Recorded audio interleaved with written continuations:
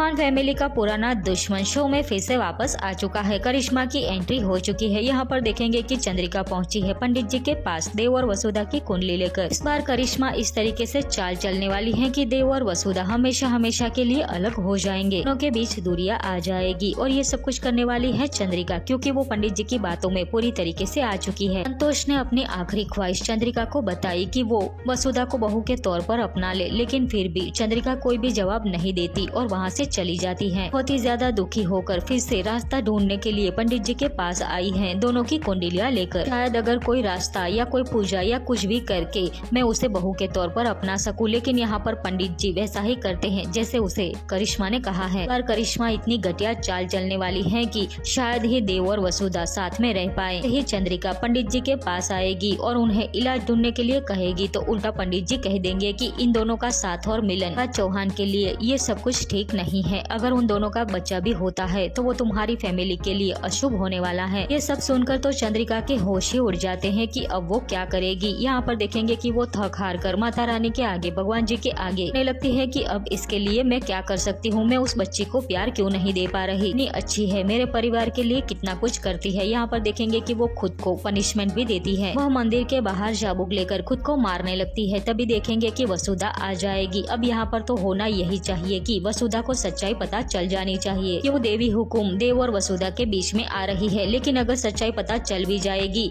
तो वसुधा खुद को ही गिल्ट फील करने वाली है। चंद्रिका चौहान और उसकी फैमिली को बचाने के लिए खुद ही देव से अलग हो जाएगी। झूठ का पल्ला कभी भी भारी नहीं हो सकता। वसुधा का त्याग और बलिदान एक ना एक दिन सच बनकर सबके सामने आ ही जाएगा। एक ना एक दिन सच्चाई सबके सामने आ ही जाएगी। पंडित जी झूठ बोल रहे थे और यहाँ पर देखेंगे कि चंद्रिका खुशी खुशी वसुधा को अपनी बहू स्वीकार कर लेगी।